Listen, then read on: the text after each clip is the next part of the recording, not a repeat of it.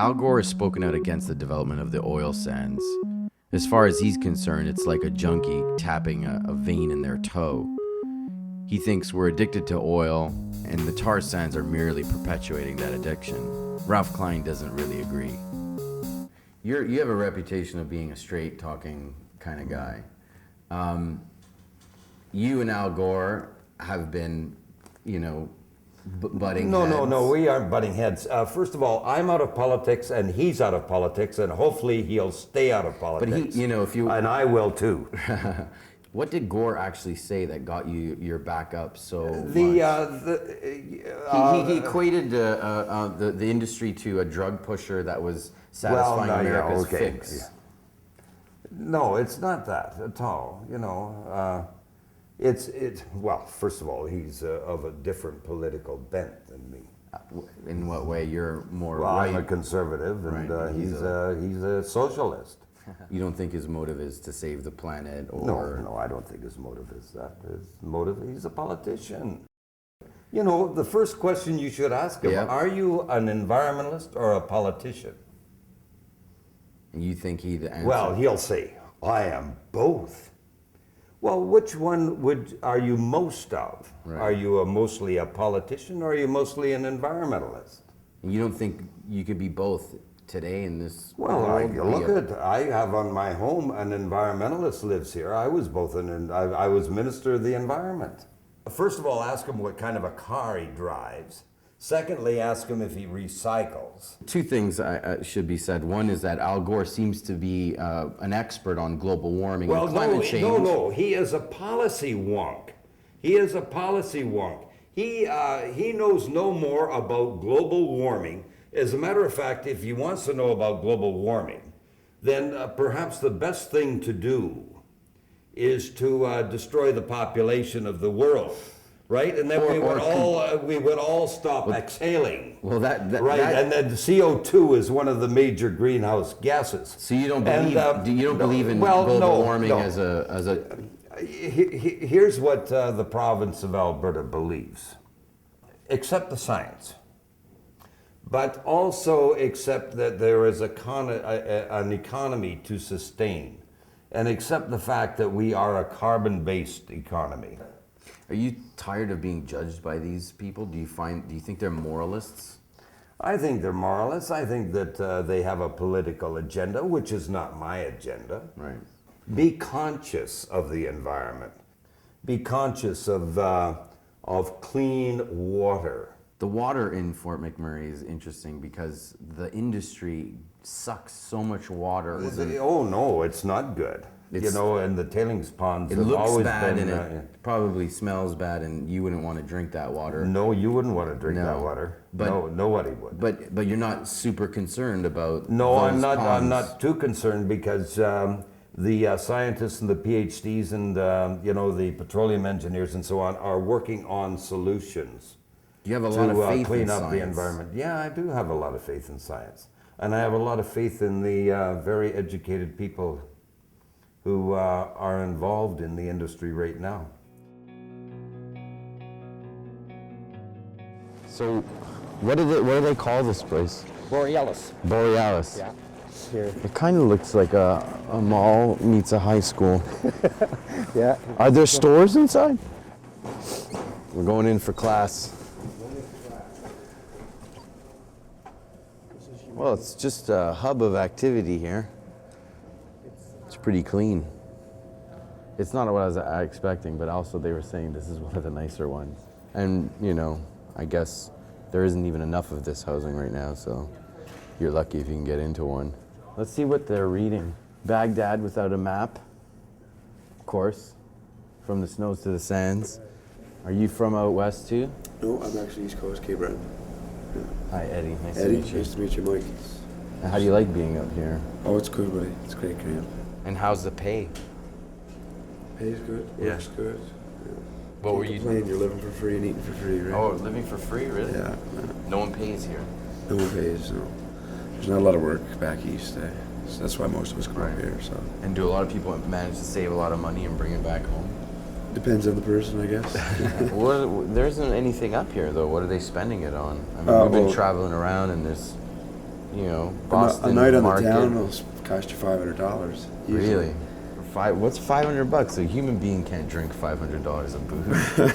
What are we talking about? $500. I guess you get the casino, your cabs, your liquor. There's the adult bars, right? The strip clubs. You throw your money away in there pretty good. Well, that sounds like fun. I mean, it just seems like, you know, odd for grown men to live like they're in a dorm, a college dorm, but they're making a lot of money. They have hot tubs here? No. That could be good, though. No, not with 1,200 men, no. Oh, yeah, shit, sorry. You know what, I was thinking about that. What's it like? The gym, I work in the gym, and work in the gym and the computer, talk to my family at home, and just try to go to a movie downtown, but I try to stay away from the bars and the casino and that, because Why? Why? Yeah, what's the nightlife like, and what's the attitude? And It's very rough here. It's downtown. You have to be careful yourself where you go and what you do and what you spend. A buddy of mine almost got robbed there a couple weeks ago, got jumped. People are making big money here, and if you don't have anywhere to put it, you'll put a casino and you'll spend it and drink and on drugs too. Drugs is very bad Really? up here. Oh yeah, you see a lot downtown and that.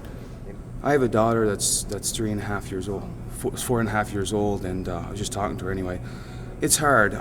It's hard on the family, but my wife's a teacher, a French teacher, and she understands. I'm up there here for both of us, and I'm not out wasting money. I'm putting it away and trying to pay off the bills. When you're making 3 times what you're making at home, right. it's family life. How long you been here? Last year I was here about 9 months in the camp. We're gonna get a chance to see what one of these places looks like. Can we take a look? Sure, quiet. It's how we live. It's pretty hard to beat it. You're living, your food is good. I've been back and forth for 10, 11 years now. How does this compare to back then? It got better. The food Bigger. got better, you know, and more people, like, you know. My days are getting numbered now, so. Why is that? I'm retire by. Oh, good. That's great. And what are you gonna do? What's your retirement plan? Gonna grow marijuana down in Englishtown. That's my brother. Nobody, you have to retire. Just relax. We started researching this story about the economic boom in Alberta because of the oil industry, and primarily we were, you know, interested in the environmental side of the whole issue. But then when we started looking and researching, it started opening little like layers of the onion, started unraveling. Gangs. Whoa. He's got some shit for us already. This is interesting here. What does this mean? Is this some kind of like martial That's just, arts you know, thing? You know? Yeah, I don't know why, where that came from. I can't tell you for sure. Likely out of either a search warrant or a search of a vehicle. Have you ever sort of seen the victim of some of these? Like, this looks pretty brutal. Yeah. Yeah. Oh yeah, yeah. So it's kind of bloody out there. We do. We have quite a few criminal networks, otherwise known as street gangs. A bunch of kids who have gotten together. Any Italian gangs? Not that I know of. No Goombas or anything like The that? Italian gang. No I Fratelli, I Giovanotti? None of those guys? How much money's on the table here? If you look right here, there was approximately, there's approximately $2,500 to $3,000 in cocaine here. I heard that the drug trade that's tied into the, you know, boom is worth about $1 million a month. Well, that $1 million a month street level, that would be low. Low. Yeah. How much is going in one nostril and into their brain? This is methamphetamine, so crystal meth. This you don't want to swallow. That you don't want anywhere near any part of your body whatsoever. That's correct. Interesting. Is that good? I think we're good. So this is it, you know? This is what it's come to. We're scraping the bottom of the planetary barrel for the worst kind of oil, which means this is what we've come to. Sub-zero trailer parks in the middle of fucking the Canadian Arctic in order to supply our thirst for fuel. That's it. Mark your fucking territory. I have. They don't have enough housing up here, so people end up buying or renting trailers and then renting plots of land over here. They have about 300 spots in this trailer park, and the average rent is like $1,200 a month to live in the middle of nowhere.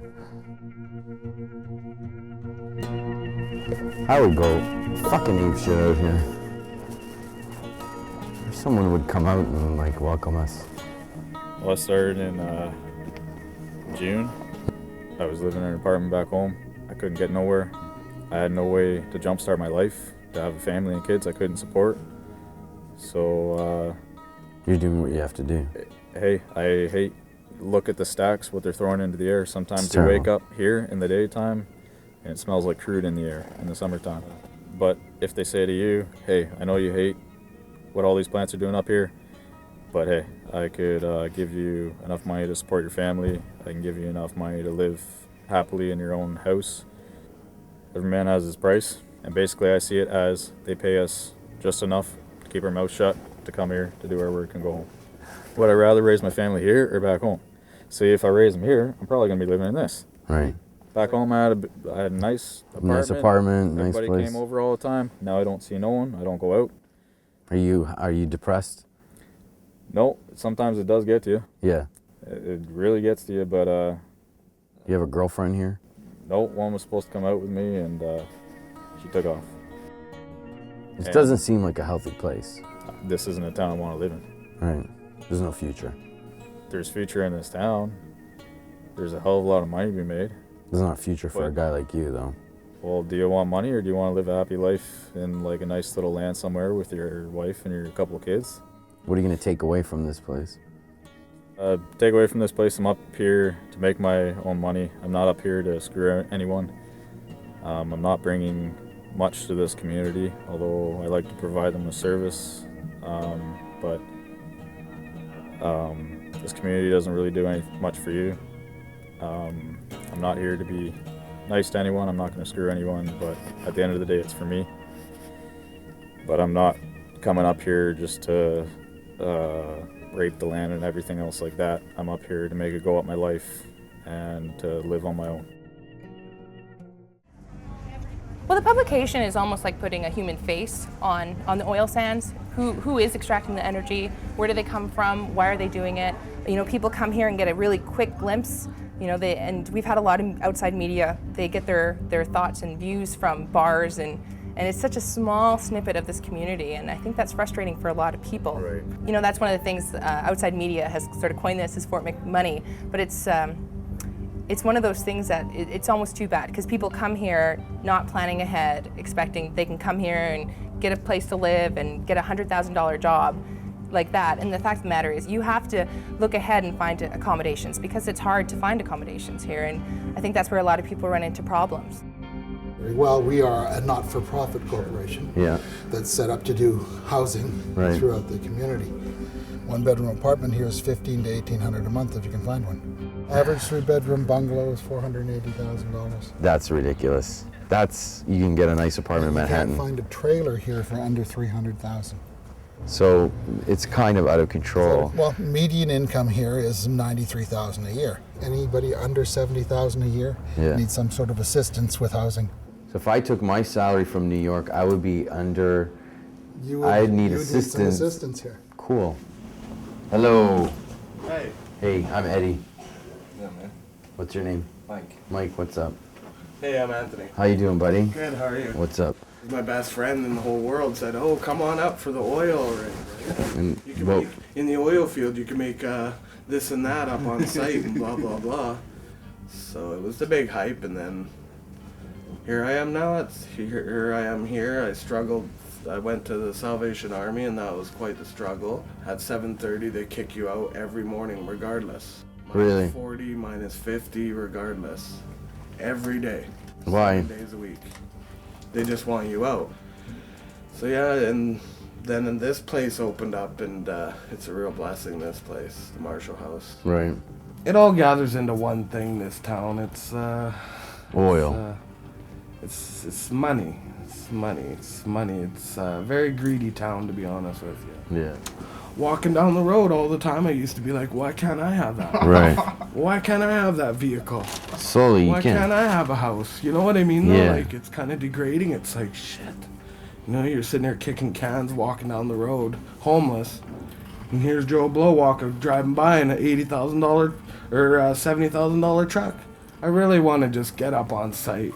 Yeah. You know, that's my ultimate goal, is just to start making a bit of money and have a life I've never had. You know? We're projecting 8-9% growth a year for the next 3 to 5 years. Right. Without going past that date, which is phenomenal. Which is too much. Most large cities, if they're growing 2 or 3%, 2 or 3%, think it's barely sustainable. We're at 9%. Given like the real estate market here, if you wanted to, you could charge a lot of money for these units, and you could be a very rich man. I've been in the development and property management business for many years, and the opportunity came up to do what I love doing for a really good cause. And one case in particular was a lady that was in a tent on the river. Came in, got her stuff together, got her life skills. Tent on the river in the winter? In the winter? Oh yeah, it's not uncommon. We can take you down. Can we take us down? We can go down to the river and see this right now.